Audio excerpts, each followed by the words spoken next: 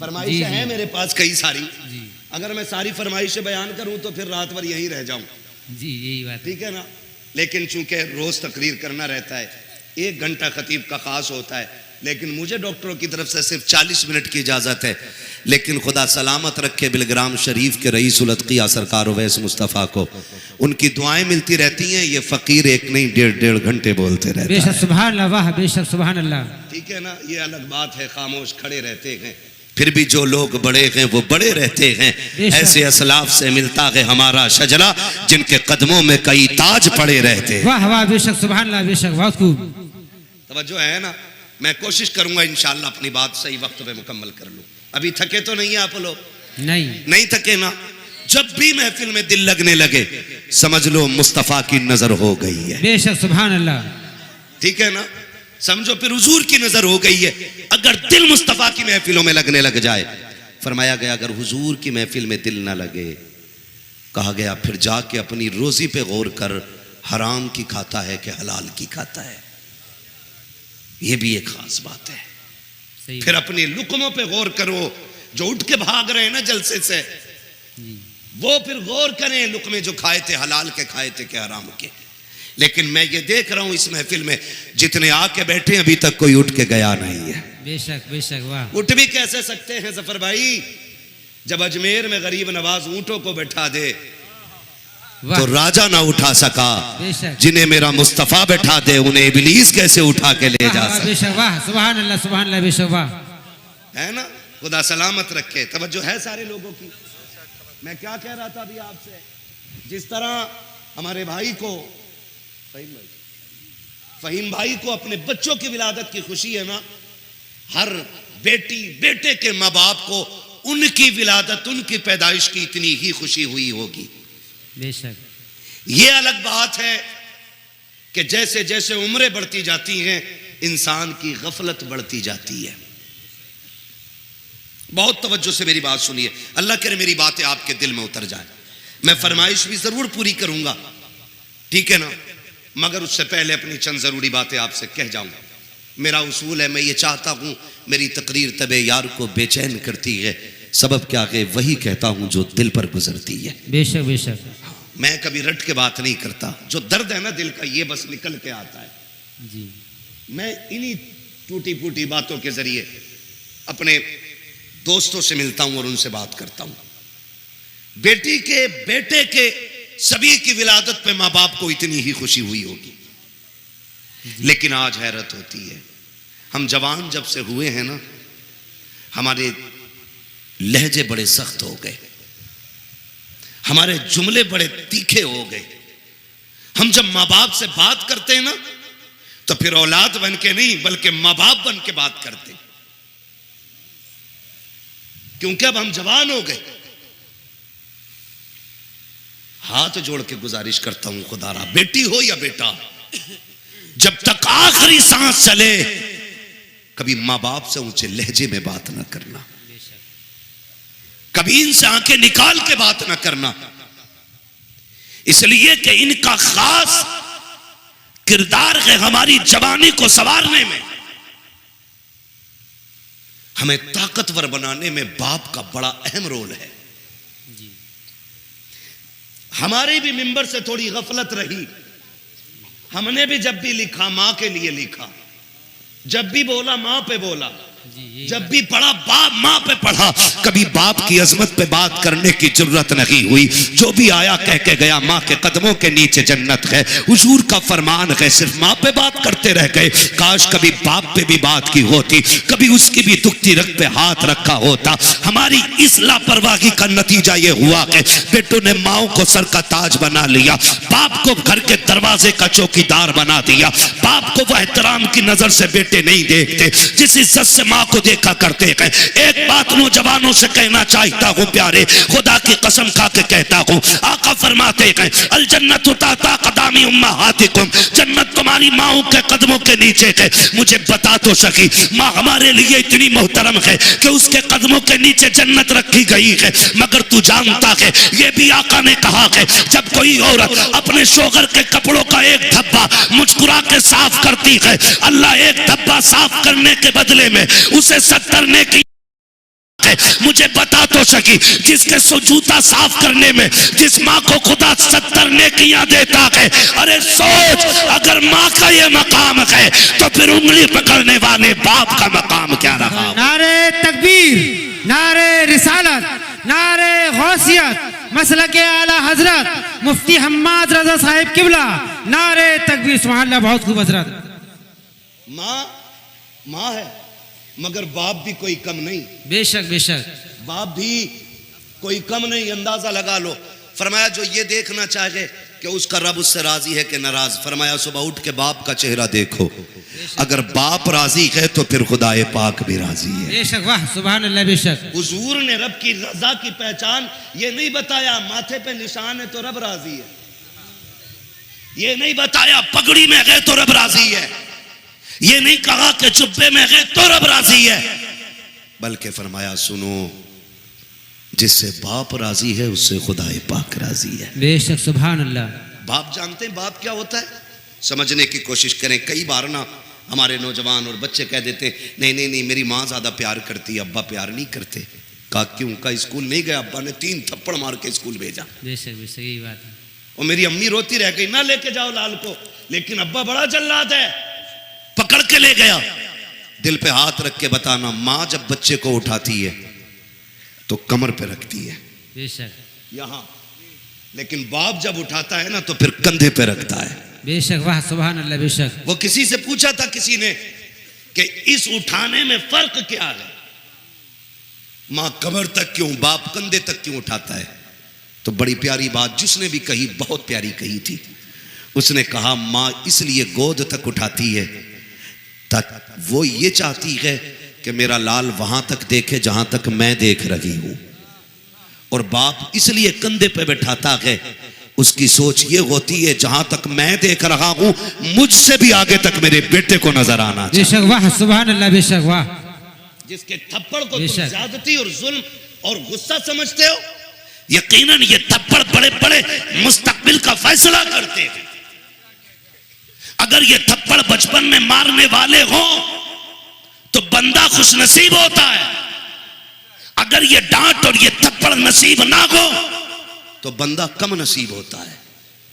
इसलिए कि जब बच्चों के सर पे बाप होता है ना तो हर बुलंदी उनकी मुट्ठी में होती है। बेशक, वाह सुभान अल्लाह। और अगर बाप ना हो तो फिर खुशियां रूठ जाती हैं, खुशियां रूठ जाती हैं। तुम नहीं जानते हो, ये उम्रें फैसला नहीं करती कि बड़ा कौन है, ये हालात फैसला करते हैं कि बड़ा कौन है। लोग बालों की सफेदी देख के कहते हैं ये बड़ा है, उम्र का अंदाजा लगा के कहते हैं ये बड़ा है, मगर मैं कहता हूं प्यारे, बालों की सफेदी वाला बड़ा नहीं होता है, 60 साल वाला बड़ा नहीं होता है। बड़ा वो 8 साल का बच्चा भी होता है जिसके सर पे बाप का साया नहीं होता। 8 साल की उम्र में होटल में आके बर्तन धोया करता है, उससे जाकर के पूछो तो सही क्या तुझे पढ़ना पसंद नहीं था या तुझे कलम से प्यार नहीं था? वो भी जवाब दे देता है मैं भी चाहता था मेरे भी जेब पे कलम लगे हों, मेरे भी कंधे पे स्टार लगे हों, लेकिन मशीयत को कुछ और ही पसंद था। जैसे 8वें साल में कदम रखा है,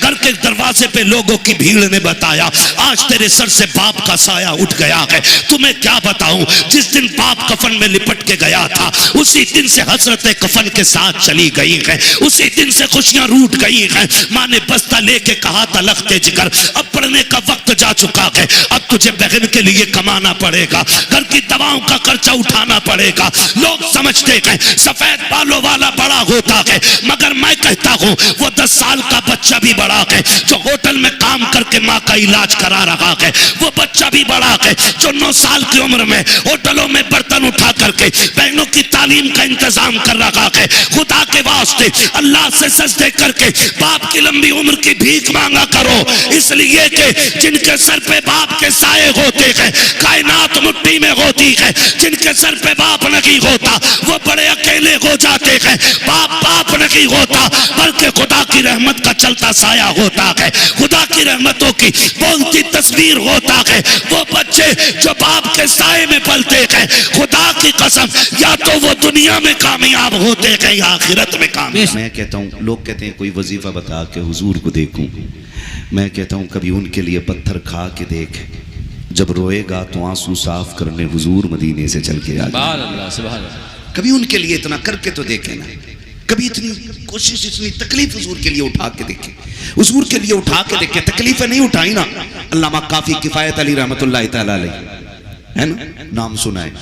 मुजाहिद आज़ादी भी है, सैयदजादा भी है, आलिम दीन भी है, वक्त का फकीह भी है, अपने वक्त का मुफ्ती भी है। जानते हो फतवा आज़ादी दिया ना, लोग पीछे पड़ गए। फतवा आज़ादी दिया, दुश्मन पीछे लग गए। हमारी कौम के लोगों ने मुखबरी की, काफ़ी को पकड़ना, कहा फला मौत जगह पे, वहाँ पे दबिश डाली गई, नहीं आया हाथ। दूसरी जगह पहुँच के फिर हमारी जमात के लोगों ने, मुसलमानों ने कहा काफ़ी को पकड़ना, कहा हाँ, कहा क्या नहीं वहाँ मिलेगा। पकड़ लिया गया, जेल में डाला गया। कहा तुम्ही ने फतवा जिहाद दिया, कहा हाँ। कहा इसे बदल दो, कहा नहीं बदल सकता।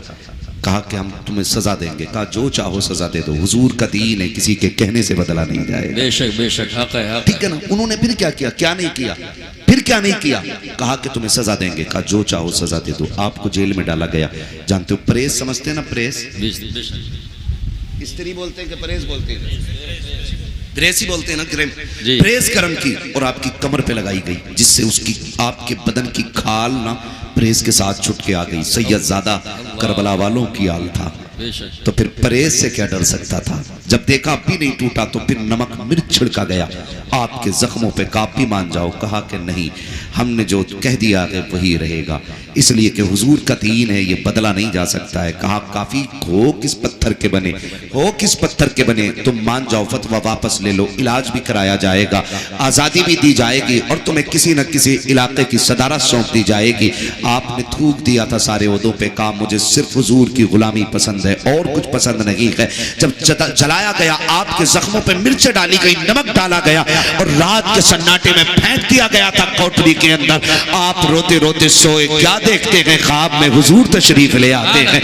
जब आका करीम तशरीफ लाए हैं, आका करीम ने देखा काफी रो रहा है, मेरे लाल आंख में आंसू क्यों आए। कहा काफी इतने से दर्द से रो दिया, इतने से जख्म को लेकर रो दिया। कहा का दर्द की वजह से नहीं रोया। कहा फिर क्यों रोए हो। कहा इस ख्याल ने रुला दिया कि अगर पता होता हुजूर यहाँ मिलेंगे तो काफी कभी छुपता ना फिरता, काफी कब का अपने आप को गवर्नमेंट के हवाले करता और ये सितम बर्दाश्त करता। आका अगर पता होता आप यहाँ आएंगे तो मुस्तफा में कब का आ गया होता। आका अगर पता होता तेरी मुलाकात जख्मों के बाद है तो काफी कब का जख्मों के बीच आ गया होता।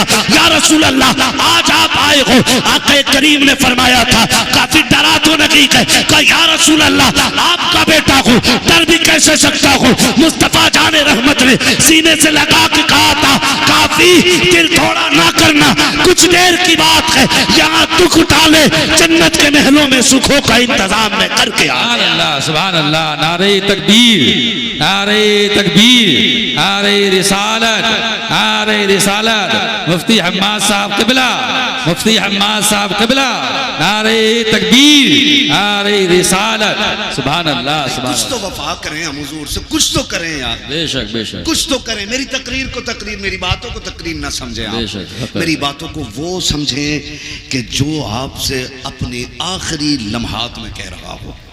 मेरी कोई गारंटी नहीं है मैं कल सुबह तक जिंदा रहूं, आपकी कोई गारंटी नहीं कल का सूरज आप देखें न देखें, नहीं मालूम किसी को। मैं अभी रास्ते में आ रहा था, अभी रास्ते में बदायूं से पहले कोई शहर था, मैंने वहाँ किसी काम से गाड़ी रोकी, मार्केट गया, मैंने देखा हट्टा खट्टा नौजवान, ऐसी उम्र होती उसकी 20 या 22 साल, और बीच मार्केट में पड़ा है। एक बंदा बैठ के उसकी आंख बंद कर रहा है। मैंने कहा हुआ क्या। कहा ये ख़त्म हो गया है।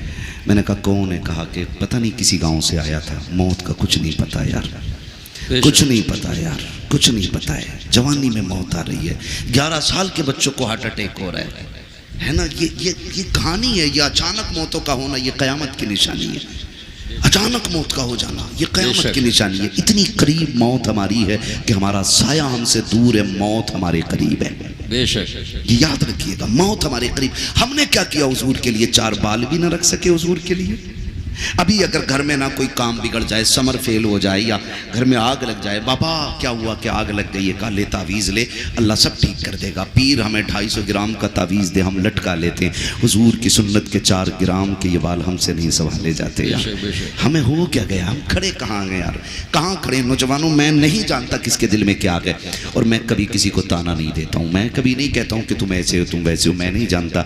इस महफिल में कोई ऐसा भी तो हो सकता है जब दुनिया सोती हो तो वो उठ के मदीने वाले पे दरूद पड़ता हो। सुभान अल्लाह, सुभान अल्लाह। मालूम है यार, फरमाया गया जहाँ 40 बंदे होते हैं वहाँ एक वली होता है, जहाँ 400 बैठे हों वहाँ कितने अच्छे लोग हो सकते हैं। मैं कहता हूँ आप मेरे लिए भी दुआ करें, अल्लाह मुझे उतना अच्छा कर दे जितना अच्छा लोग समझते हैं मुझे।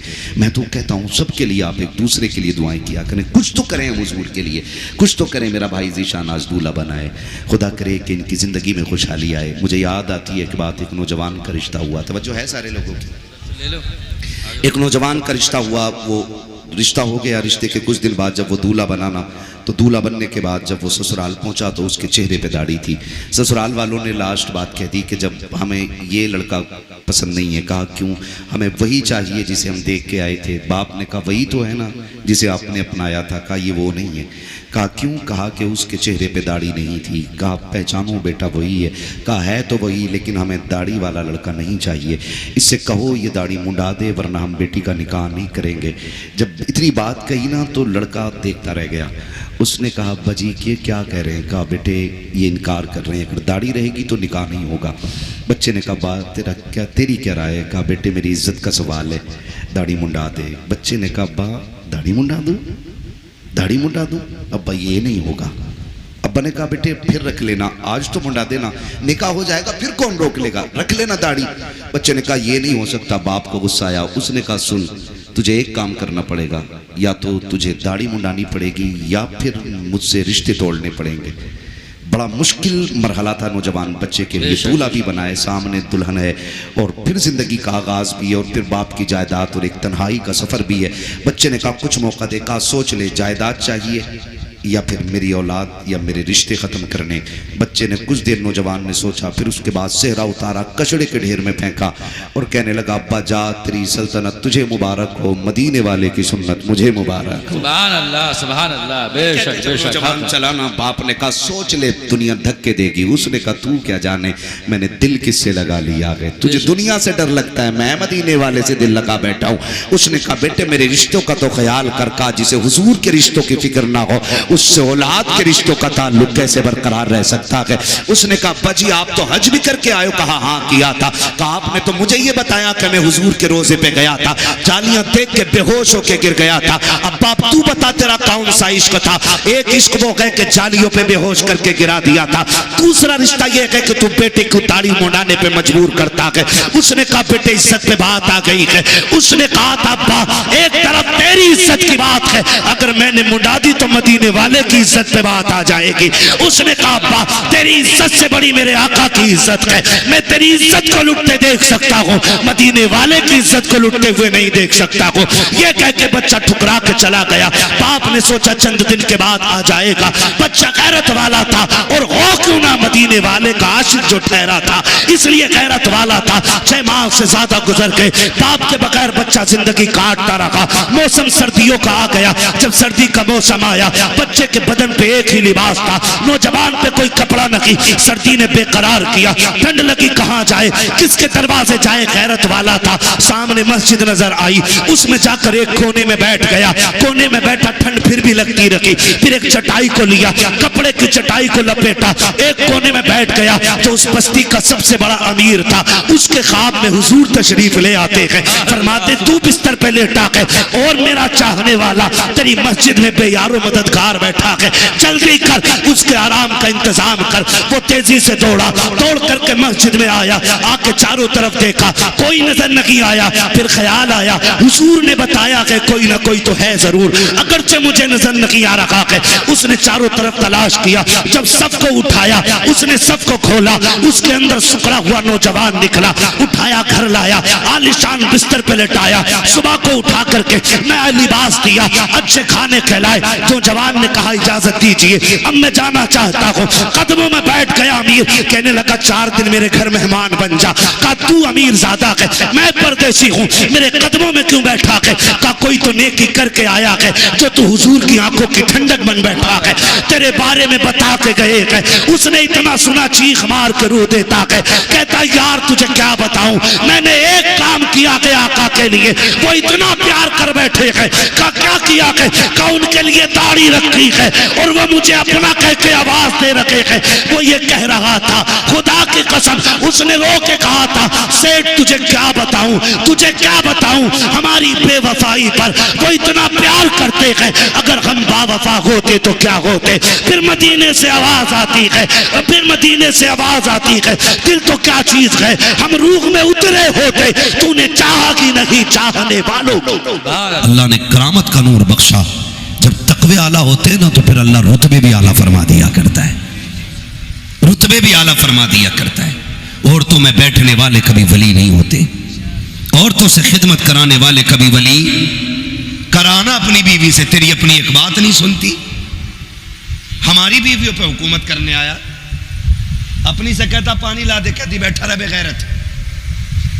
और हमसे कह रहा औरत को भेजो जन्नत मिलेगी, हम इतनी फ्री की जन्नत समझ गए, ये ठग विद्दी बेचेंगे जन्नत। एक दिन मेरे नबी गुस्ल करके निकले, उम्मुल मोमिनीन, सच्चे बाप की सच्ची बेटी, पारसा बाप की पारसा बेटी, जन्नती बाप की जन्नती बेटी, सिद्दीक बाप की सिद्दीका बेटी, हजरत आयशा सिद्दीका रज़ी अल्लाह ताला अन्हा। आपने ना आटा लिया और हुजूर के लगा दिया, आटा लगा दिया। हुजूर मुस्कुराए, आपने बदन साफ किया, कपड़े पहन लिए, फिर बाहर जाने लगे ना, हजरत आयशा सिद्दीका यूं हाथ लगा के खड़ी हो गई हुजूर के आगे, हाथ लगा के खड़ी हो गई। हुजूर फरमाते आयशा क्या बात है? काका जाने नहीं दूंगी। क्यों? का पहले एक दुआ चाहिए। कौन सी दुआ? दुआ करें अल्लाह आयशा की मगफिरत फरमा दे। कौन कह रहा है ये सिद्दीक अकबर की बेटी, मेरे नबी की चहेती ज़ौजा, सरकार जिनसे बेपनाह प्यार करते, वो कह रही आका मेरे लिए मगफिरत की दुआ करें। हुजूर फरमाते क्या इरादा है? कि एक दिन मेरे बाबा ने मुझसे कहा था आयशा कभी वक्त मिल जाए तो हुजूर से मगफिरत की दुआ करा लेना, हुजूर से बख्शिश की दुआ करा लेना। ये सिद्दीक की सिद्दीका बेटी कह रही है आका उस वक्त तक जाने नहीं दूंगी जब तक मुस्तफा आप मेरे लिए बख्शिश की दुआ न करते। नबुव्वत वाली झोली फैल जाती है, आका के हाथ उठ गए, या अल्लाह मेरे आयशा की मगफिरत फरमा दे, मेरी आयशा की बख्शिश फरमा दे। ये जुमले निकलने थे, उम्मुल मोमिनीन आयशा जमीन पे लौटने लग जाती है जैसे बच्चे लेटा करते हैं। आका कहते आयशा ये क्या कर रही हो? आका मुझे मचलने दे, आज मैं मुकद्दर पे नाज कर रही हूँ, मेरी मगफिरत की दुआ नबियों के इमाम ने कर दी है। आका कहते आयशा ठहर ठहर, मेरी बात सुन, जो दुआ मैंने तेरे लिए की है ये हर दिन सुबह शाम दुआ अपनी उम्मत के लिए किया करता हूं। बेशक। नारे तकबीर, नारे रिसालत, मसलके आला हजरत मुफ्ती हम्माद रजा साहिब किबला, नारे तकबीर, नारे रिसालत।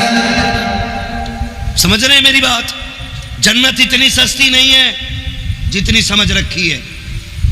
और किसी बातों में मत आ जाया करो, यहां से कोई बोल जाता मुझे देखकर जहन्नम को भी आ गया पसीना, तो शराबी भी कह रहा है मुझे देख के तो आ गई पसीना, जुआरी भी कह रहा पसीना आना मुझे देख के, बेनमाजी भी कह रहा मुझे देख के पसीना आना। मर के देख बेटे, ये तो पुलसरात पे गुजरते वक्त पता चलेगा पसीना तुझे आना या पसीना जहन्नम को आना है। धोखे में ना रहना। अगर कोई लाइलमी की बुनियाद पे या जहालत या गुमराही की बुनियाद पे ये कह गया है कि पसीना आएगा हमें देख के जहन्नम को, तो चक्कर में ना पड़ना। अगर जहन्नम को तुझे या मुझे देख के पसीना आता ना, तो मेरा नबी रब्बे सल्लिम की सदाएं कभी न देता, रब्बे सल्लिम की सदाएं कभी न देता। आला हज़रत क्या कहते हैं? पुल से गुजारो राह गुजर को खबर ना हो, जिब्रील पर बिछाएं तो पर को खबर ना हो। अगर सस्ती सड़क होती ना, आसान होती, तो जिब्रील के परों की जरूरत नहीं होती। सबर जाओ जवानों, बदल दो अपने तरीके, बदल दो। अल्लाह दूल्हा बनाए ना ऐलान कर दो, खुशियां हुजूर के सदक़े में मिली है तो बातें भी हुजूर की जाएंगी। मैं एक बात पूछना चाहता हूं, ये जो डीजे बजाने वाले लोग हैं आखिर क्या सोचते, क्या सोचते? मरना नहीं है, मौत नहीं आनी है। लड़के से कहो क्यों बजाया, कि अब्बा से बात करो, और अब्बा भी इतना पहुंचा हुआ, अब्बा से कहो क्यों बजाया, तो कह रहा बच्चे नहीं माने हैं। हाँ, कह रहे अब बच्चे नहीं माने, और बाप बेटों को बैठा लो तो फिर तीसरा बंदा कि हमने तो मना करी थी, यार दोस्त ले आए। मुझे बता तेरी कब्र में कोई यार लेटेगा? बोलो, लेटा है आज तक कोई? गया कोई किसी की कब्र में? कब्र तो छोड़ो, हमने यहां तक देखा, ये जिंदगी की सच्चाई है और इसे दिल पे लिखना।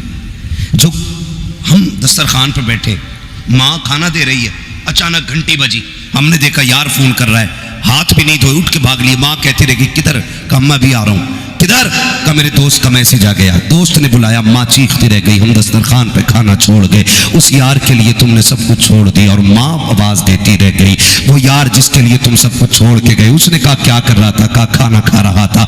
आना यार, तेरे साथ बैठ के चाय पीने का मन है, सुबह से तू नहीं मिला था इसलिए अच्छा नहीं लग रहा था, मैंने इसलिए कॉल कर दिया। तुम 1-1 बजे तक यारों के साथ बैठते हो, 4-4 बजे तक, सुबह तक, बल्कि रात पूरी तुम चाय के पट्टे पे गुजार देते हो, लेकिन भूल जाते हो दस्तरखान पे जिस माँ को बैठा छोड़ आए हो, उस माँ को अभी तक दस्तरखान पे तेरा इंतजार है। माँ हुआ करती है, तुम आधी रोटी छोड़ के चले गए थे, माँ का मन नहीं हो रहा है कि अब वो खाने को उठा के रखे, उसे अब भी तेरी राह में नजरें बिछा के बैठी है, अब भी वो सोच रही है बेटा अब आता होगा, 2 बजे तुम चौक से निपट करके माँ के पास गए। माँ ने कहा कहाँ था अब तक? कहता चुप रहे, तुझे क्या हो गया, क्यों बोल लगी है तू? का खाना छोड़ गया था। फिर कहता नहीं चाहिए मुझे तेरा खाना, तुम खाने को टुकरा के हट जाते हो, और नादान तुझे पता के तेरे उठ के जाने के बाद तेरी माँ ने खाना नहीं खाया था, वो दस्तरखान पे बैठी रह गई थी। आधी रात को आने के बाद तूने माँ को गुस्सा दिखा करके खाना हटवा दिया। तू तो यार के साथ पकौड़ी खा के आया था, तूने तो फिराई और चाय उड़ा दी थी। बूढ़ी माँ तो बैठी रह गई थी, वो वाकई से सो गई। तुमसे हाथ जोड़ के कहना चाहता हूँ, और तुम्हें खुदा का वास्ता माँ बाप को न ठुकराया करो, इनकी बात को नजरअंदाज न किया करो, वरना याद रखना आज माँ दस्तरखान पे इंतजार कर रही है, तब तुम्हें इसका इंतजार बुरा लगता है। आज देर से आने की वजह पूछ रही है, तब तुम्हें इसका लहजा बुरा लग रहा है। याद रखना नौजवानों, जिस दिन ये सफेद कफन में लिपट के चले जाएंगे, जिस दिन ये 4 कंधों पे चले जाएंगे, आना रात के 2 बजे 3 बजे, कोई तुझसे पूछने वाला नहीं होगा, किसी को दस्तरखान पे तेरा इंतजार नहीं होगा। लेके आ जाना बड़े बड़े चाहने वाले, कोई तेरे लिए रातों को भूखा नहीं रखेगा, तेरी बीवी भी खा के सो जाएगी, तेरे बच्चे भी खा के सो जाएंगे। आज माँ बाप भूखे रहते हैं ताकि बेटा खाएगा फिर खाएंगे, और उसके बाद तुम ताने देते हो। खुदा के वास्ते आज ये है तो इज्जत कर लो, वरना ये नहीं होंगे तेरे कान तलाश करेंगे। कहाँ गई वो आवाज जो डांटने के लिए आती थी? कहाँ गया वो वजूद जो बिस्तर पे लेटे लेटे गुस्सा होता था? उस वक्त तुझे चारपाई तो नजर आएगी, लेकिन लेटने वाला बाप नहीं होगा। तुझे लाठी तो दिखाई देगी, लेकिन पकड़ने वाला बाप नहीं होगा। तेरे कान तरस जाएंगे, और खुदा की कसम फिर दौलत लेके फिरना सारी, और कहना कोई एक बार बाप दे दो। खुदा की कसम कुल कायनात लेकर के कोई तुम्हें बाप जैसी दौलत नहीं दे सकता, इसलिए कि दौलत मेहनत से मिलती है, माँ बाप खुदा की रहमत से मिला कर। बेशक सुभान अल्लाह। नारे तकबीर, नारे रिसालत, मसलके आला हजरत, नारे हैदरी, जश्न शादी खाना आबादी, हजरत अल्लामा मुफ्ती हम्माद रजा साहिब किबला। नारे तकबीर, नारे रिसालत। बहुत खूब, सुभान अल्लाह। करो इज्जत इनकी, करो। खुदा की कसम तुम्हारी शादी पे इनसे ज्यादा खुश कोई नहीं होता है। तेरे दोस्त तुझे राजी करने के लिए तेरे जैसे कपड़े बना लेंगे, एक जैसी ड्रेस बना लेंगे, लेकिन सारे यारों की खुशी मिलकर ना बाप के दिल के एक लम्हे की खुशी का मुकाबला नहीं कर सकती है। चैलेंज है मेरा, नहीं कर सकती है। इसलिए कि यार तब बने हैं जब तुझे किसी लायक देखा है, और माँ बाप का तू हर दौर में आंखों का तारा रहा है। जब तू बिस्तर पे पेशाब कर देता था तब भी माँ कहती थी मेरे जिगर का टुकड़ा है। जब तू माँ के कपड़े खराब कर देता था माँ तब भी कहती थी जिगर का टुकड़ा है। जब तू बाप से स्कूल की फीस मांगता था ये तब भी कहते थे मेरा लाल है। जब तू अपने ड्रेस के लिए इन्हें तंग करता था ये तब भी कहते थे मेरा चांद है। आज जिन्होंने सब कुछ बनाया वो कुछ नहीं रहे, और जिन्होंने कुछ नहीं तुझे दिया वो तेरे लिए सब कुछ हो गए। कहता यारों ने बजा दिया ला करके डीजे, मेरी तो मर्जी नहीं थी, लेकिन दोस्तों को कैसे रोकता, उन्होंने बजा दिया। उन्होंने कहा पैसे हम दे देंगे रखवाले बजवाले। मैं कहना चाहूँगा, देखो मैं तुम्हें सच बताऊँ, एक बंदा है बड़ा अमीर बंदा है, अल्लाह सबको दौलत दे, दौलत का होना बुरा नहीं है, दौलत हो मगर उस्मान गनी वाली दौलत होनी चाहिए, वरना दौलत बुरी है। कौन सी दौलत बुरी है? कारून वाली, जो रब रसूल के काम ना आए, ऐसी दौलत पे लानत है। और वो दौलत जन्नत में लेके जाएगी जो रब रसूल के नाम पे लगेगी।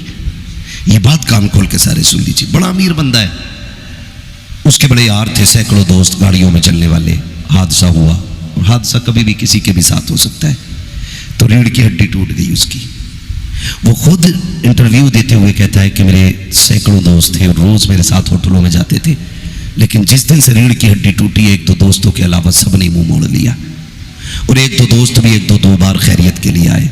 कहता जब मुझे होश आया, मैंने हॉस्पिटल में अपनी माँ को बैठा पाया था, उसके अलावा कोई नहीं। कहता लोगों 6 महीने बिस्तर पे पड़े हो गए, एक एक वक्त का खाना और पानी अपने हाथों से मेरी माँ खिला रही है, इन्हें छोड़ देते हो? कहता नहीं, दोस्तों ने बजवा दिया डीजे, दोस्तों ने बजवा दिया डीजे। सच बता, मरना है कि नहीं? बोलो। अगर बोल दोगे तो फौरन नहीं मर जाओगे। और महफिल में जोर से बोलने की वजह से आज तक कोई मरा भी नहीं है, पुलिस भी नहीं लेके गई है उठा के। फिर डर किस चीज का भाई? मरना है कि नहीं? तैयार है मरने के लिए? अल्लाह जब भी मौत दे, ईमान की मौत नसीब फरमाए। हाँ, ये दुआएं अल्लाह से मांगा करो। मरना है, मौत देखी, यार था, दोस्त था, छीन के बिस्किट आधा मुंह में खा जाता था, है ना? दोस्त बोटी खा रहा, झपट्टा मारा, खा गया। जिंदा था तो थूक तक चाट लेते थे, लेकिन एक बस मौत एक झटका देगी ना, फिर आवाज लगती है कोई भाई जो इसके कपड़े उतरवाए? वो जो तेरे कंधे से कंधा लगा के कहते थे जी नहीं लगता ना, वो तुझे छूने तैयार नहीं होंगे। सच कह रहा हूं। ये जो कहते हैं ना यारों ने बजा दिया डीजे, ये मरने के बाद तुझे छूने तक तैयार नहीं होंगे। ये अलग बात है, खामोश खड़े रहते हैं, फिर भी जो लोग बड़े हैं वो बड़े रहते हैं। ठीक है ना जी? तो ये फैसला वो करे जो इन तीनों में बड़ा हो।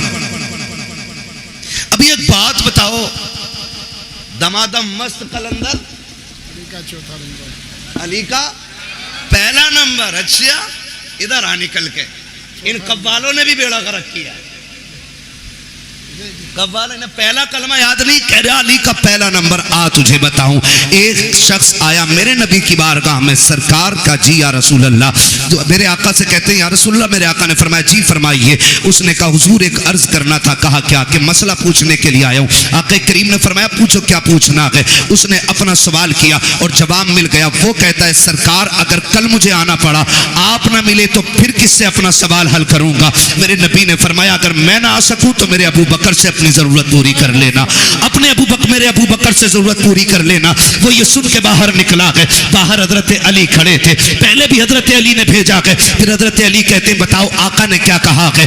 जब तुमने ये कहा आप न मिले तो फिर किसकी चौखट पे जाएं? कहा अबू बकर का नाम लिया है। कहा अगर अबू बकर को ना पाए तो फिर किसके दरवाजे पे जाएं? जाओ ये पूछ करके आओ। देहाती फिर आए हुजूर की बारगाह में। आका अगर अबू बकर न मिले तो फिर किसके दरवाजे पे जाएं? मेरे नबी ने फरमाया अगर अबू बकर न मिले तो फिर मेरे उमर की चौखट पे आ जाना। फिर पलट के आए। कहा आप किसका नाम लिया के? कहा उमर का नाम लिया के। कहते फिर जाके पूछो कि अगर उमर ना मिले तो फिर किसके दरवाजे पे जाएं? आका कहते जाओ अगर उमर ना मिल सके तो मेरे उस्मान के दरवाजे पे आ जाना। जब पीछे वापस पलट के आया, उसने पूछा कि बताइए तो सही अब किसका नाम आया? कहा कि अब उस्मान का नाम आया के। कहा जाओ फिर पूछो अगर उस्मान ना मिले फिर किसके दरवाजे पे जाएं? जब जाके साहिल ने कहा था आका अब आपके दरवाजे पे आया हूं, आप ना मिले तो अबू बकर के पास जाऊंगा, अबू बकर ना मिले तो उमर के पास जाऊंगा, उमर ना मिले तो उस्मान के पास जाऊंगा, अगर ये ना मिले तो किसके पास जाऊं? मेरे नबी ने मुस्कुरा के कहा अगर ये तीनों ना मिल सके तो फिर उसके दरवाजे जाना जो तुम्हें बार बार भेज रहा है। सुभान अल्लाह। नारे तकबीर, नारे रिसालत। हजरत अल्लामा मुफ्ती हम्माद रजा साहब किबला जिक्र हुसैन कॉन्फ्रेंस मसलक आला हजरत इश्क मोहब्बत सुभान अल्लाह। हम अहले सुन्नत हैं, हमारा अकीदा है अफजलुल बशर बअदल अंबिया बित्तहकीक अमीरुल मोमिनीन अबू बकर सिद्दीक। सुभान अल्लाह। और ये ऐलान हर जुमे को मस्जिद से किया जाता है। बेशक बेशक। कौन है उम्मत में सबसे अफजल? हजरत अबू बकर सिद्दीक। कौन? ये अकीदा, ये उलमाए अहले सुन्नत जमहूर उलमा का यही अकीदा है। उलमाए हक का अकीदा यही है अफजलुल बशर बअदल अंबिया बित्तहकीक अमीरुल मोमिनीन अबू बकर सिद्दीक। पहला नंबर किसका है? हजरत अबू बकर सिद्दीक। जिनका अकीदा वही बोले और जिनका ना हो वो निकल लें। हाँ, किसका? हजरत अबू बकर सिद्दीक का। दूसरा नंबर, सलामत रहे, हजरत खुदा की कसम पिपल्स आने वालों कुर्बान जाऊं, ये इन उलमा की कुर्बानियों का नतीजा है कि जो तकरीर मौलवी कर रहा है उससे आगे आप बोल रहे हो। जी जी बेशक। हाँ, ये मदरसे की देन है। दूसरा नंबर, तीसरा नंबर उस्मान, हजरत उस्मान गनी, और चौथा नंबर मौला अली। मौला हजरत अली का नाम इतनी कमजोरी से पीछे वालों को लग रहा है ना, कई दिन से बोटी नहीं मिली है ना, इतनी आवाज नहीं निकल रही। अली का नाम इतना ताकतवर है, अगर कमजोर ले ले तो पहलवान की कमर तोड़ देता है ना। तो साथ है ना, मौला अली। ये चारों यार हुजूर के, और चारों बेमिसाल। अली भी बेमिसाल, गनी भी बेमिसाल, उमर भी बेमिसाल, अबू बकर भी बेमिसाल है। ठीक है ना जी, ये क्लियर हो गया। बस याद रखिए, अगली बात कहने लगा हूं, हमने अहले बैत का अदब हुजूर के सहाबा से सीखा है। मैंने बहुत बड़ी बात कही है, अहले बैत का अदब हमने हुजूर के सहाबा से सीखा। आप कहेंगे कैसे? हजरत अबू बकर सिद्दीक मस्जिद से निकले नमाज पढ़ा करके, अमीरुल मोमिनीन है, साथ में मौला अली भी हैं, इमाम हसन भी दौड़ के जा रहे हैं। हजरत अबू बकर सिद्दीक ने इमाम हसन को उठाया, कंधे पे बैठा लिया। किसी ने देख के कहा अमीरुल मोमिनीन हो, खलीफतुल मुस्लिमीन हो, और बच्चे को कंधे पे लेके घूम रहे हैं। फरमाया चुप हो जा, तू नहीं जानता मैंने बिठाया किसे है। मैंने इस शहजादे को हुजूर के कंधे पे बैठे देखा है। वो कंधे पे बैठाते फिरते रह गए। मैं अगर कई कई बातें बताऊं बड़ा वक्त लगेगा, बस इतना समझ लें, ये हजरत अबू बकर का प्यार है। हजरत उमर का प्यार देखें, बता दूं, हजरत उमर का प्यार देखें। हजरत उमर के शहजादे रास्ते से गुजर के जा रहे हैं, अली के दोनों शहजादे खड़े थे। कोई काम था, आवाज दे के कहा उमर के बेटे, हमारे नौकर के बेटे, जरा बात सुन के जा। जैसे इतनी बात कही है ना, तो हजरत उमर के बेटे तो आ गए, क्योंकि शहजादों ने बुलाया था। जी क्या बात है? बात कही और कहा ठीक है। वो चले गए, घर आके कहने लगे अब्बा जी। कहा क्या? कहा अली के बेटों ने हमें अपने नौकर का बेटा कह के आवाज दिया है। हजरत उमर कहते हैं लिखवा लाएगा? कहा जी क्यों नहीं लिखवा के लाऊंगा। कहा जल्दी कर लिखवा के ला। बेटा दौड़ करके आया। बेटे ने सोचा शायद अब्बा को लिख के जाके दिखाऊंगा, अमीरुल मोमिनीन ने इंसाफ के साथ फिर हिसाब लिया जाएगा। कहा लिख दोगे? शहजादे वहीं पे थे। कहा क्या? कहा जो अभी कहा था। क्या कहा था? कि हम तुम्हारे नौकर के बेटे। फरमाने लगे हम अली के बेटे, जो कहना जानते हैं वो करके दिखाना जानते हैं। क्या बात है, बहुत अच्छा, बहुत अच्छा। अल्लाह करे ये बात हजम हो जाए। लिख देंगे? कहा लिख देंगे। आपने लिख दिया, और जब लिख के दे दिया, दौड़ करके शहजादे आए हैं हजरत उमर फारूक आजम के पास। अब्बा जी देखो लिखवा के लाया हूं, जो उन्होंने कहा था लिख दिया था। अब तो यकीन आ गया मेरी जबान पे। कहा नहीं बेटे, बात यकीन की नहीं है।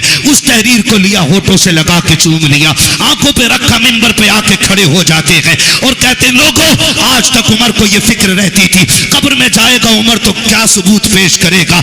आज अल्लाह ने उमर की यह फिक्र दूर कर दी है। कहा लोगों, ये मेरे पास अली के शहजादों की तहरीर है, इसमें लिखा हुआ है उमर हमारा नौकर है, और नीचे हसन हुसैन के दस्तखत है। अगर उमर इंतकाल कर जाए, इस तहरीर को मेरे कफन में रख देना। अमीरुल मोमिनीन किस लिए? कहा जब फरिश्ते आएंगे पूछेंगे किसकी नौकरी करके आया है, अगर ये कहेंगे मा कुंता तक़ूलु फी हक़ हाज़ा रजुल, इनके बारे में क्या कहता था, उमर पर्चा निकाल के कहेगा इनके बारे में पूछ रहे हो। उमर तो वो है जो इनके बेटों की नौकरी करके मदीने से चल के आ रहा है। नारे तकबीर, नारे रिसालत, जिक्र हुसैन कॉन्फ्रेंस, सरजमीन पीपल्साना। हजरत अल्लामा मुफ्ती हम्माद रजा साहब किबला। सुभान अल्लाह, माशाअल्लाह। खैरियत क्या है? बात है, क्या बात खुदा सलामत रखे। जरा कहते हैं या हुसैन। या हुसैन। थके नहीं है ना, और जोर से बोले या हुसैन। उन्होंने कितना प्यार किया हुजूर के बच्चों से, वो कितनी मोहब्बत करते रहे हुजूर के बच्चों से, हुजूर की रिश्ते की कितनी इज्जत की है। जरा गौर करें, ये तो बकवास करने वाले लोग निकल आए। उन्होंने एहतराम किया है। हजरत उस्मान गनी तीसरा नंबर है। हजरत उस्मान गनी वो हैं जिन पे 40 दिन पानी बंद रहा है। कितने दिन? करबला में कितने दिन रहा? 3 दिन। और हजरत उस्मान गनी पे कितने दिन? 40। जोर से बोलो, कितने दिन? 40 दिन। मैं चाहता हूं कि ये कुरान वालों के कदम मेरे घर आ जाए। काम दोनों करा रहे हैं, लेकिन नजरिया जी, नजरिया समझ रहे हैं ना, दोनों की बात है। एक तो पैसे मुंह पे मार के कहता ले करा लेना कुरान खानी, और एक कहता तेरी मेहरबानी अगर कुरान वाले मेरे घर आ जाए तो ये जो पैसे फेंक करके कुरान खानी कराने वाले होते हैं, कुरान तो पढ़ दिया जाता है, न कुरान की बरकतें मिलती है, न साहिब कुरान की बरकतें मिलती है, न अज़मत कुरान की बरकतें मिलती है। लेकिन ऐसे लोग जो ये कहते हैं तेरी मेहरबानी अगर कुरान वाला मेरे घर आ जाए, अल्लाह की इज्जत की कसम खा के कहता हूँ, इस इज्जत से बुलाने वाले जब कुरान वालों को बुलाते हैं तो सिर्फ कुरान वाले नहीं आते, इनके कदमों के साथ बरकतें आया करती हैं, खुदा की रहमतें आया करती हैं। सिर्फ तिलावत नहीं होती है, खुदा की रहमत बरसा करती है, और ज़बान पे कुरान आता है, आखिर में खुदा का फैजान आता है, और आखिर में ये होता है, नतीजा ये होता है, आंगन इसका होता है, करम मदीने वाले का हो जाता है।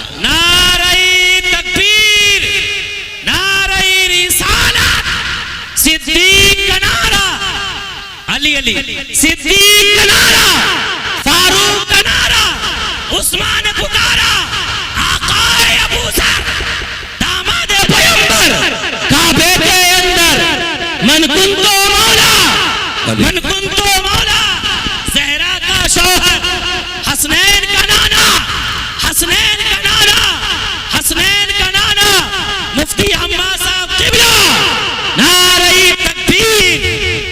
मेरा इमाम कहता हश्र तक डालेंगे हम पैदाइश मौला की। जो बरेलवी है वही बोले, मुझे कोई सुले कुल्ली चाहिए भी नहीं। हाँ जी, हम पक्के बरेलवी हैं, कोई अपना खानदानी ना समझे, हम रजा के खानदानी हैं। हाँ जी, इसलिए पहले अपना तारुफ करा देता हूँ। जब से एक देवबंदी ने कहा भाई वो मौलाना की तकरीर मुझे अच्छी लगती, तब से मैं पहले बता देता हूँ सुरवे में पक्का बरेलवी, और बरेलवियों का अकीदा यह है तुझसे और जन्नत से क्या, हम रसूलुल्लाह के जन्नत, रसूलुल्लाह की, रसूलुल्लाह की।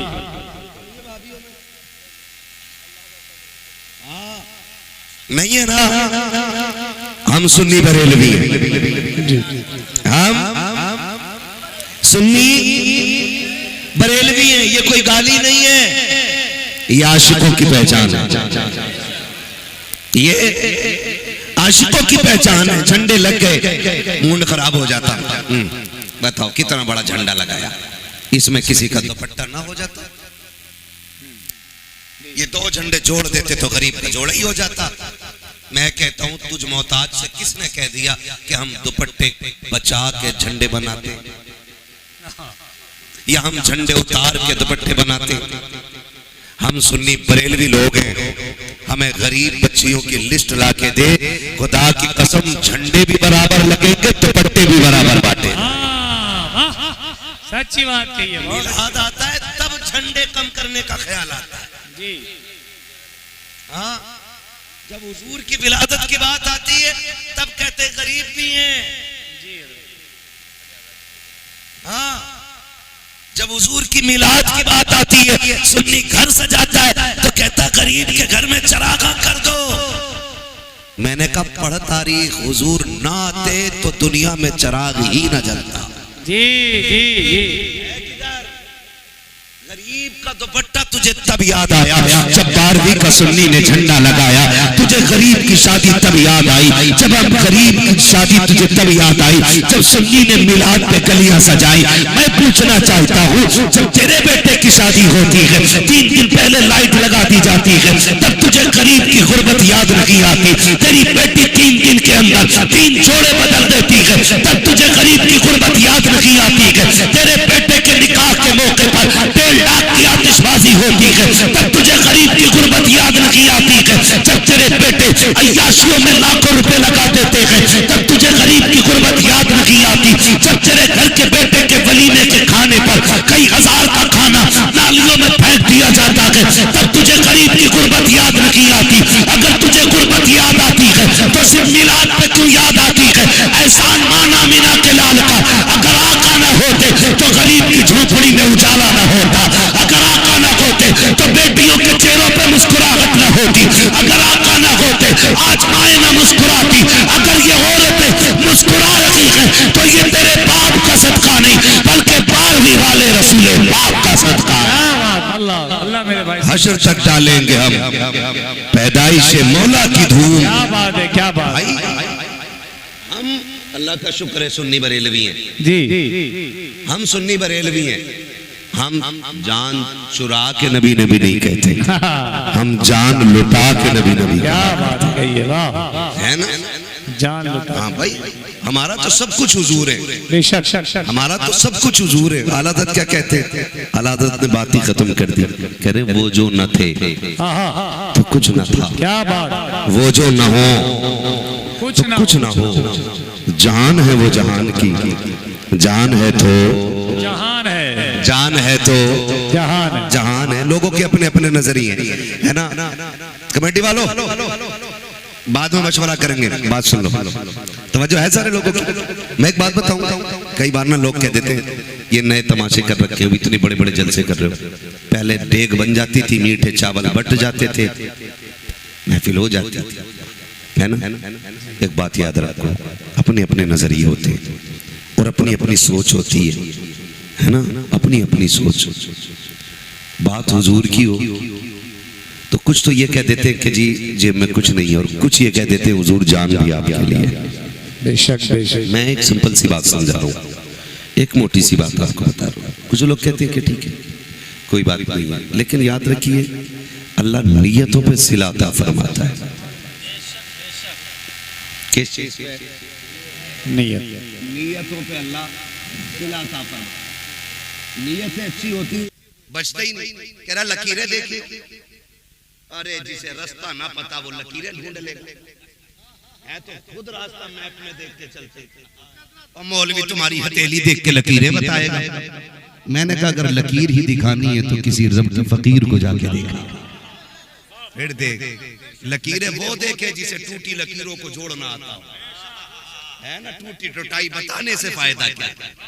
कभी उसकी चौखट पे जाओ जो टूटी लकीरें जोड़ देता हो। देखा तो सही, पैसा क्यों नहीं रोक रहा? कि मैंने मोबाइल में देखा था ये खुली होती है ना तो पैसा रुकता ही नहीं। पता नहीं कहां से बताते, उल्टी हमारी देख रहा था, बोले देखे तुम्हारी। मैंने हमारा मुकद्दर बहुत अच्छा है, रब ने हमें हुजूर का नौकर बनाया है, बात ही खत्म। और हम तो खुल के कहते हैं कोई घमंड नहीं, कोई औकात नहीं। हमारी औकात तो साइकिल भर नहीं थी। हाँ, हम तो कोई हमें कुर्सी तो बड़ी बात है, अपने मोहल्ले में शायद बैठने जगह नहीं देता। ये तो हुजूर का करम है जो जहाजों में उड़ रहे हैं। हम तो फख्र से कहते हैं ये नाज ये अंदाज हमारे नहीं होते, झोली में अगर टुकड़े तुम्हारे नहीं होते, मिलती ना अगर भीख हुजूर आपके दर से, इस शाम से ममतों के गुजारे नहीं होते। नारे तकबीर, नारे रिसालत, जश्न गौसे आज़म, नारे सुभान अल्लाह, सुभान अल्लाह, जिंदाबाद जिंदाबाद। बहुत खूब, सुन रहे हैं सारे लोग, है ना। इनाम देने का काम तो माशाल्लाह ये लोग कर ही रहे। नौजवान बड़े बूढ़े खाली हाँ कर दें तो मेरी थकन उतर जाएगी। चलें आगे, कह दें जरा या रसूल अल्लाह। सही बता रहा हूँ, लोग ये तो कह देते हैं फोन नहीं उठाता है, ये भी कह देते बात नहीं होती है, और करीब करीब हर नकीब का ये तंज मेरे ऊपर रहता ही है कि तारीख झाड़ों में लो तो फिर पसीना आ जाता है। मगर भाई यकीन मेरा भी एक दर्द समझो, मैं अगर कहीं जल्दी पहुंच जाऊं तब सोने मिल जाता है, या अगर रोड अच्छा मिल जाए तो गाड़ी में सो लेते, वरना कभी कभी 3 दिन हो जाते हैं बिस्तर पे कमर नहीं लगती है। ये भी थोड़ा सा समझा कर। हाँ, कुछ तो मजबूरियां रही होंगी, यूं कोई बेवफा नहीं होता। कोई तो बात है, कुछ तो मजबूरियां रही होंगी, यूं कोई बेवफा नहीं होता। आज सबको ये तकलीफ है ना, बरकत नहीं है। जाओ, वजीफा मैं दे रहा हूं, बड़ा तावीज दे रहा हूं, जाओ जाके बहन बेटी से कहो आटा निकाले ना कंटर से तो बिस्मिल्लाह पढ़, चावल निकाले बर्तन में बिस्मिल्लाह पढ़, आटा गूंदने बैठे ना तो देख सर का बाल ना खुलाओ, कनीज़े फातिमा बन आटा गूंद नबी पे दरूद पढ़ पढ़ के गूंदा कर, दरूद पढ़ पढ़ के गूंदा कर। जाओ जाके बहनों से कह दो कि जब भी खाना बनाने की बारी आए, क्या जाता है 3 मिनट वजू में लगते हैं, वजू कर बिस्मिल्लाह पढ़, खाना बनाने की तैयारी में लग जा, याद आ जाए यकसुई हो मदीने वाले पे दरूद पढ़ना शुरू कर दे। खुदा की कसम खा के कहता हूँ, जितनी रोटियां बहनें बनाएंगी, जितने लुकमे बेटे भाई खाएंगे, एक एक लुकमा जिस्म के अंदर जा करके नूर बन जाएगा। उसके हाथ से निकाला गया खाना भाई से बरकत बन जाएगा, फिर ना बरकत रुकेगी ना किसी की नमाज छूटेगी। ये जो खा पी के नमाज पढ़ने दिल नहीं करता ना, इसमें जरूर बिना बिस्मिल्लाह के खाने का कमाल है। जाओ सिर्फ इतना मेरी बहनों से कह देना, बिस्मिल्लाह पढ़ के खाना निकाला करे, दरूद पढ़ के खाना बनाया करे, फिर देख अल्लाह कितनी बरकत अता करता है, कितनी बरकत अता करता है। तो लाजिमी मेरी बहनों को यहाँ कोई ये सोच के ना बैठे मौलवी आया इसे देख के आएंगे। मैं तो कहता हूँ जो मेरा फैन है ना वो उठ के चला जाए, यहाँ वो बैठे जो मदीने वाले की मोहब्बत में बैठा हुआ है। हमारे फैन हो रहे, हमारे जैसे कितने आए जमीन में घुसड़ गए, और हम भी दाई भी नहीं है। जब तक सांसें चल रही हैं आपके बीच है, जिस दिन बंद हो गई ना तो आज हैं कल थे हो जाएंगे। आज हम तारीख बता रहे हैं, कल हम तारीख बन जाएंगे। तो किसी ऐसे से दिल क्या लगा रहे हो यार जो चला जाए, दिल उससे लगाओ ना जो हमेशा के लिए आया। कह रहे मैं बस आपके लिए बैठा हूं, मैंने मेरे लिए बैठा तो जलसा ही खराब कर लिया। हुजूर के लिए बैठ, खुदा की कसम एक एक मिनट कीमती हो जाएगा, एक एक मिनट कीमती हो जाएगा। फैन फॉलोइंग, फैन क्या चीज है, फैन यार हैसियत क्या है फैन फॉलोइंग की। खुदा की कसम हम लाख कहें वो हमारे हैं तो क्या होता है, वो एक बार कहते हैं ना ये मेरे हैं तो बेड़ा ही पार हो जाएगा। हाँ, वो कहा था इस आस में जीता हूं, कह दे ये कोई आकर चल तुझको मदीने में सरकार बुलाते हैं, चल तुझको मदीने में सरकार बुलाते हैं। मैं होशो हवास अपने इस बात पे खो बैठा, तुमने जो कहा हंसकर आया मेरा दीवाना। है ना ये महबूब को राजी करने वाली बातें होती। तो जाओ जाके बहनों को बताना, खाना बिस्मिल्लाह पढ़ के बनाए, दरूद पढ़ के बनाए। नौजवान बैठे अल्लाह सलामत रखे। कितने मेरे भाई ऐसे जो परदेश में बाप की जिम्मेदारियां निभा रहे हैं। मेरा दिल कहता है कि एक रात ऐसी भी निकले कि जो सिर्फ परदेशियों के लिए दुआ होनी चाहिए। बड़ी बात होती है। मैं उन जवानों को मुबारकबाद पेश करता हूँ जो वतन छोड़ के ना परदेश जाके माँ बाप के लिए, परिवार के लिए परदेश में जिंदगी काट रहे हैं। इनके हक में जब भी हाथ उठा कर दुआ कर दिया करो। आज आपका बेटा कल परदेश में शायद मेरा भी बेटा हो, दुआएं किया करो, दुआएं किया करो। मेहनत लगती है, यूं ही परदेश नहीं काटा जाता। किसी को वतन बुरा नहीं लगता है, किसी को भी यार दोस्त बुरे नहीं लगते हैं, सबको अच्छे लगते हैं। मजबूरियां परदेश ले जाती हैं, हालात ले जाते हैं, लोग मजबूर होकर चले जाते हैं। नौजवान अल्लाह तुम्हें सलामत रखे। तुम कहीं भी जाओ ना, हमारी नजर में रहो ना रहो, हुजूर की नजर में रहने के आदी बनो, हुजूर की नजर में रहने के आदी बनो। और कोशिश ये करो हम हुजूर के हो जाए, हम हुजूर के हो जाए। सरकारे बगदाद मदरसे गए, उस्ताद ने कहा कैसे, कहा माँ हाफिज थी 17 पारों की, हम भी बन गए। अल्लाह अकबर। फिर आपने कुरान मुकम्मल हिफ्ज़ किया, इब्तिदाई तालीम अपने इदारे में हासिल की। जब इब्तिदाई तालीम के लिए मदरसे जाते थे ना, तो जो उस्ताद सबक पढ़ाते थे ना, उससे आगे तक का बगदाद वाला पढ़ लिया करता था। तो उस्ताद कभी कभी कहते थे जिन्न हो के इंसान हो, फरमाते थे इंसान हो, मेरे बाप वो है, मेरी माँ वो है, मेरे नाना का नाम ये है, मेरे दादा का नाम ये है, मेरा परिवार वो है, बताते थे। फिर उस्ताद मुस्कुराया करते थे, खुदा की कसम बड़ी जात वाला है बगदाद वाला, बड़ी शान वाला है। नसीब वाले जिन्होंने बगदाद वाले की महफिल सजाई है। सुभान अल्लाह, जाओ सुभान वजीफा अल्लाह। लेके चले जाओ। जिसके घर में बरकत ना हो ना, हर महीने गौस पाक की 11वीं मनाया करें। सुभान अल्लाह, बेशक हर महीने गौस पाक की 11वीं मनाया करें। लेकिन 11वीं मनाने के लिए उसूल होते हैं। सेठ जी मुंबई से गाड़ी से आए, गांव में 11वीं है तो निकाल के 11 ही रुपए देंगे। कह रहे हर महीने 11वीं करता हूं, बरकत नहीं हो रही। ऐसे नहीं होती है। तेरी जेब में कितना ये भी बगदाद वाला जानता है, दे कितना रहा है ये भी बगदाद वाला जानता है। बेशक आप लिमिट बनाइए, हमें हर महीने इतनी में 11वीं शरीफ में इतना खर्च करना। और फिर देखो अल्लाह कितनी बरकत अता फरमाता है, कितनी बरकत अता फरमाता है। बात रह जाएगी तो मनाएंगे इंशाअल्लाह 11वीं शरीफ। सारे वादा करें इंशाअल्लाह करेंगे 11वीं शरीफ, और वादा करें इंशाअल्लाह 11वीं करते रहिएगा। मुकद्दर की बात है। सरकार बगदाद इब्तदाई तालीम हासिल की, उसके बाद परदेश गए। जाने लगे परदेश में तो वालिद का तो इंतकाल हो गया। अक्सर वलियों की विलायत के पीछे माँ की दुआएं का और फरमा होती है।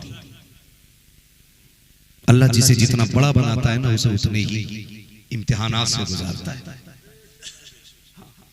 अक्सर आप देखें वलियों की विलायत के पीछे माँ की मेहनतें शामिल होती हैं।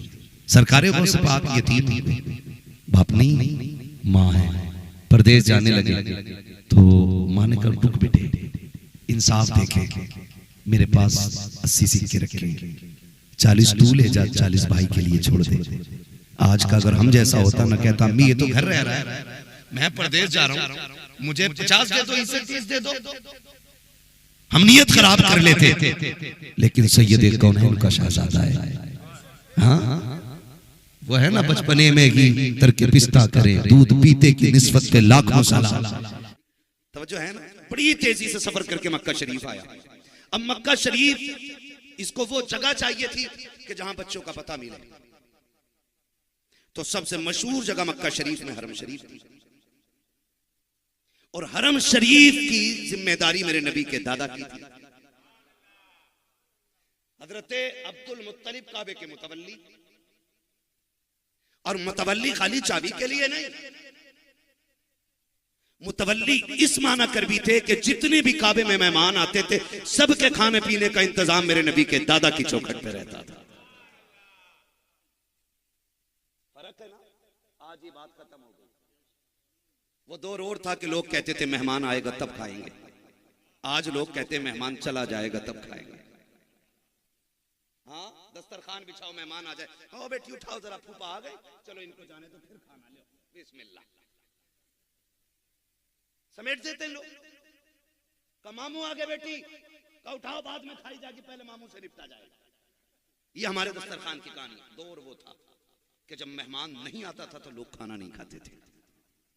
लोग दरवाजों पे खड़े होकर के चलने वालों से कहते थे ठहर यार, एक वक्त मेरे साथ खाना खा जा। कहा क्यों? कहा तू खाएगा ना तो फिर मेरा भी पेट भर जाएगा। लोग आज बरकतों के लिए रो रहे हैं, तावीज दे दो, डोरी दे दो। मैं कहता हूं अपने दस्तरखान में गरीबों का हिस्सा रखा करो, परदेशियों का रखा करो, अल्लाह इतना देगा संभाला नहीं जाएगा। और खिलाते टाइम ना फिर आप बंदों का ईमान न ढूंढा करो। हजरत इब्राहिम खलीलुल्लाह, पूरी जिंदगी का दस्तूर आपका यह था कि आपने मेहमान के बगैर कभी खाना नहीं खाया, खाते ही नहीं थे कभी। एक दिन 3 दिन हो गए कोई मेहमान नहीं आया, परेशान हो गए, दरवाजे पे आके खड़े हो गए। एक बंदा गुजर के जा रहा, कहने लगे यार मेरा खाना खा लेना। तो उस वक्त तो खाना बहुत बड़ी नेमत होती थी। आज के सोने से ज्यादा अहमियत जो है ना, सोने चांदी से ज्यादा अहमियत उस वक्त के एक लुकमे के होती थी, क्योंकि उस वक्त सोना था लेकिन खाना नहीं था, रिस्क नहीं होता था। गेहूं चावल जो आज कसरत से हो रहे हैं ना, कितने तरीके के हमने खाने बना लिए। एक मौलाना साहब को तकरीर में कहते सुना कि मुर्गे की उम्र इतनी नहीं होती जितनी क्वालिटी के मुर्गे का खाना बना दिया जाता है। हम तो इतने बड़े मतलब मास्टर हो गए कि हम खाने इतने डिजाइन के बनाने लगे। पहले रिस्क नहीं होता था, रिस्क नहीं होता था, आज कसरत है। पहले लोग रोटी पे जिंदगी काट देते थे, दरवाजों पे पूरी जिंदगी काट देती थी, एक वक्त की रोटी रोज देते रहे, ऐसे जिंदगी कट जाती थी। उस दौर में लोगों के अखलाक ऐसे थे अल्लाह के खलील खड़े, खा लेना यार खाना। कहा क्यों नहीं, चलो। दस्तरखान पे बैठ गए। जैसी लुकमा तोड़ा, कहने लगे सुन, खाना बाद में खा, पहले मेरे रब का नाम ले, मेरे रब का नाम पहले ले। उस रब कौन तुम्हारा रब? का अल्लाह का नाम, मेरे रब के नाम से शुरू कर। उसने कहा जब मैं तुम्हारे रब को मानता ही नहीं तो मैं तुम्हारे रब का नाम क्यों लूं? फरमाने लगे अगर नहीं लेगा तो फिर उठ दस्तरखान से। उसने कहा ठीक है, मुझे खाना ही नहीं खाना। ये कह के जैसे वो बंदा गया, जिब्रील आ गया। कहा खलील क्यों भगा दिया बंदे को दस्तरखान से? कहा वो मेरे दोस्त का नाम नहीं ले रहा था, उसने मेरे रब का नाम लेने से इनकार किया, इसलिए जो मेरे रब का नाम न लेना मैं उसे खाना खाने की इजाजत क्यों दूं? तो रब ने फरमाया खलील हम इसे 70 साल से इसकी नाफरमानियों के बावजूद खिला रहे हैं और तू एक बार नाम न लेने की वजह से इतना नाराज हो गया। फरमाया जा तू खाना बाद में खा, जिससे भगाया बुला के ला। अल्लाह का खलील पीछे पीछे दौड़ रहा है, यार चल खाना खा ले। नाराज हो गया, माफी दे दे, लौट चल। उसने कहा नहीं खाना है, मुझे तेरे रब का नाम नहीं लेना है। कहते मत ले, आके खा तो ले, आ बैठ जा दस्तरखान पे। आ गया दस्तरखान पे, कहने लगा नाम नहीं लूंगा। कहा हाँ मत ले मगर खाना खा ले। उसने कहा खलील अभी तो खिलाने के लिए नाम की वजह से भगा दिया था, अब क्यों खिला रखे हो? उसी रब ने तुझे बुलाया है जिसका तूने नाम लेने से इनकार कर दिया।